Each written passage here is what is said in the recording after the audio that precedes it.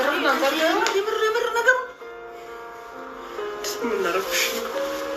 እንዴት የሰማችሁ ነው? ስሜቱ ተወጥቷል። ለምን እንደዚህ ነገር የምታደርገው? እንዴ ምንድነው ስሜቱ? ያማል እንዴ? ምን ፍለጋ? የምን ስሜት ነው? ምን ነው እንዴ? ስሜት ተወጥቶ ይላል እንዴ? ሚስት ላይ ትወጣ እንሳና እንደ ከዛች ጋር የምትወጣው እንዴት ነው? ታዲያ ካሰብ አሰላሙ አለይኩም ወራህመቱላሂ ወበረካቱ። ውድና የተከበራችሁ የቻናል ቤተሰቦች እንዴት ናችሁ? ሰላም ናችሁ? ያለው አልሐምዱሊላህ። እንደውም ክርስቲያን ወገኖቼ ሰላም ብያለሁ። ሰላማችሁ በዘት ተረፍ ይበልኝ። እንዴት ናችሁ? እንዴት ከራማችሁ? ዛሬ እንግዲህ እንደተለመደው በአዲስ ቪዲዮ መጥቻላችኋለሁ። ቪዲዮን እስከ መጨረሻ አዳምጡት፣ ይጠቅማቸዋል። አብርሽ ማን ነው? ሩታ ማናት? ሄርሜላስ ማናት? ምንድናት? የሚለውን አብረን እንወያይበታለን ማለት ነው። እንግዲህ ዛሬ የብዙዎቻችሁ የአብዛኞቻችሁ ጥያቄ ነው። የአብዛኞቻችሁ ደግሞ ያው ታቋቸዋላችሁ፣ አድናቂዎቻቸውም ናችሁ ማለት ነው። እስኪ አብርሽ ምንድን ነው? ሄርሜላ ማናት? ምንድናት? የሚለውን አንዳንድ ልጆች ግራ የምትጋቡ ልጆች አላችሁና እስኪ ወደ እነሱ እንሄድ ማለት ነውና አብረን እንወያይበት ከኛ ከማዳም ቅመሞችና እንግዲህ ከነሱ ጋር ያለን ቁርኝት የተሳሰረ ነው። ገባችሁ አይደለ?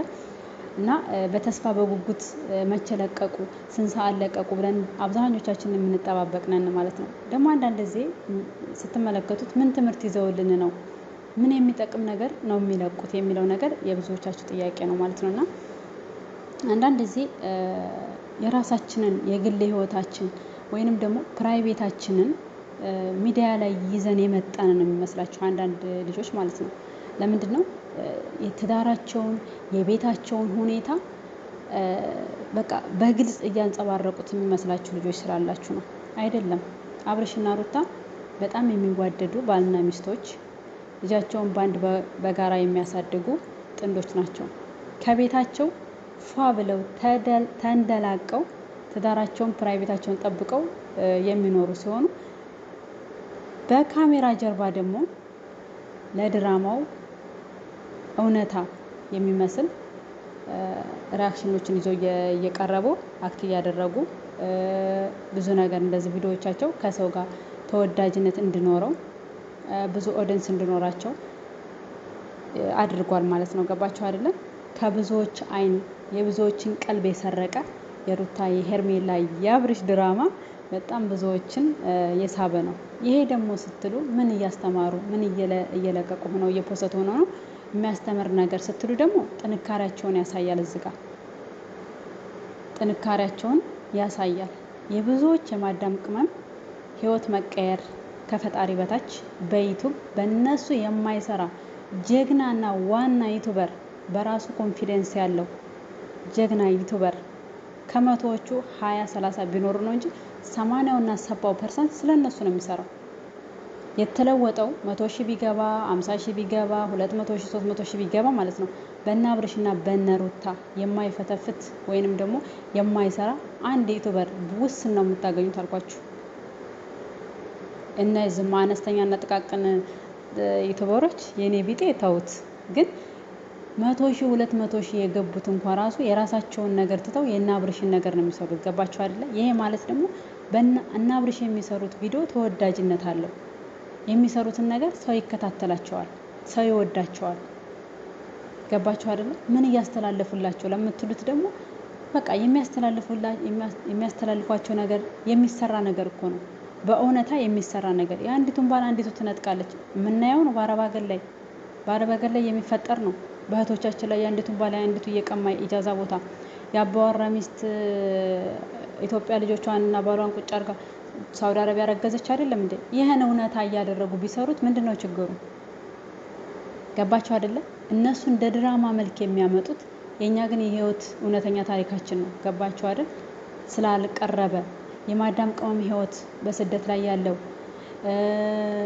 ብዙ መከራ ያለባቸው ኢትዮጵያ ላይ ትዳር አለን ህይወት አለን ብለው እየኖሩ እዚህ ላይ እያገባ እየኖረባቸው የገዛ ጓደኛዋ ባሏን እየነጠቀቻት ገባችሁ አይደለ? ያንን ህይወት ነው እነሱም እየሰሩ ቪዲዮ ያለው። ግን ከህዝቡ ጋር ተወዳጅነት አግኝቷል። ለኦዲየንስ አመችና ደስታ ስለሰጣቸው ነው ይሄን ቪዲዮ እየደጋገሙ በአዳዲስ ነገር እያመጡት ያሉት ማለት ነው። ገባቸው አይደለም? ጠንካሮች ጀግናዎች ናቸው። የሰው ወሬ፣ የሰው ኮሜንት፣ የሰው ፎቶቸውን አቀናብረው ስለዘቀዘቋቸው የአብርሽን አፍ እያሰፉ የሩታን ልብስ እየቀደዱ ስንት ነገር ግን አይበገሬዎች ጀግኖች ናቸው። እኔ በጣም ነው የማደንቃቸው በነገራችን ላይ። ለምንድን ነው ጀግንነታቸው? አንዳንዱ ዩቲዩበሮች እንዴ በቃ እነሱ ዝም ብለው እነሱ ወይ ላይ ደረሱ እዛው ቦታቸው ላይ ናቸው። እና አብርሽ ግን ቢያንስ እንኳን 3 አመት ባልሞላው 2 አመት ኦር 3 አመት እንደው ሊሆናቸው ነው መሰለኝ 500,000 ሊገባ ነው አብርሽ። ሩታ ወደ 300 ምናምን ሺህ። ለምንድን ነው ይሄን ኦዲየንስ ባይወዳቸው ባያከብራቸው ባይወዳቸው ባይከታተላቸው እዚህ ደርሱ ነበር እንዴ? በነፋስ እኮ አይሄዱም። የሚያቀርቡት ነገር ተመጣጣኝና ተወዳጅ ለህዝቡ ስለሆነ ማለት ነው። ስለዚህ ግዴታ የሚያመጡት ነገር እናንተ ትንሽ አይምሯችሁን አሰሩ አንዳንድ እህቶች ማለት ነው።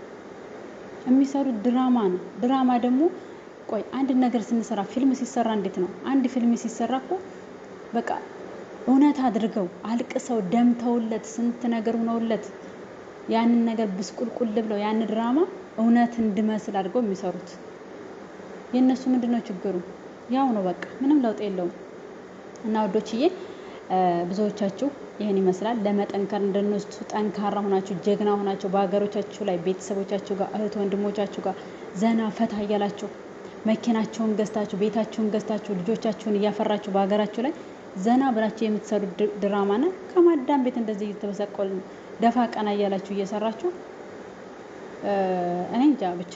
ስለዚህ የነሱ በጣም አሪፍ ነው። ሰው በሀገር ላይ ንጹህ አየር እየሰራ የሚሰራው ድራማ እኮ ሊያስደስተን ይገባል። ይሄ ብቻ ራሱ ትልቅ እንትን ነው ማለት ነውና በርቱ፣ ጠንክሩ፣ ተስፋ አትቁረጡ። ምንም ሆነ ምን በቃ ይጠቅማል የምትሉትን ነገር ይዛችሁ ለመቅረብ ሞክሩ። አንዳንድ እህቶቻችን በኮሜንት በቃ የሆነ ሶሻል ሚዲያ እስከወጣን ድረስ ጤነኛም ሰው በሽተኛም ሰው የሚገባበት ሶሻል ሚዲያ ማለት ነው። ጤነኛም ሰው መልካም ነገር ጽፎላችሁ ይወጣል። እናንተ ለማበረታታት መልካም ነገር ጽፎ ይወጣል። አታ ትክክል እንኳን ባትሆኑ ለቀጣው እንድታሻሽሉ አሪፍ ነገር ጽፎላችሁ ይወጣል። አንዳንዱ ደግሞ ጠቅ አድርጓችሁ ይወጣል፣ ልክ እንደ ባብ ማለት ነው። ስለዚህ እናንተ ደግሞ አይበገሬ ሆናችሁ ከማዳም ቤት ነገ የተሻለ ህይወት ለመኖር መጠንከር አለባችሁ ውዶችዬ ማለት ነው። ሁላችንም እንበርታ። አብርሽና ሩታ ተምሳሌዎቻችን ናቸው። እኛም በእነሱ ቀጥ ብለን እንግዲህ እንደምን ጀግን ብርታቱን ከነሱ አይተናል። እኛም ደግሞ እንጠነክራለን እና በርቱ የኔ ቅመሞች። ለምትሰጡኝ ሀሳብ አስተያየት በጣም ከልብ አመሰግናለሁ። ይሄን ቪዲዮ ላይክ ሼር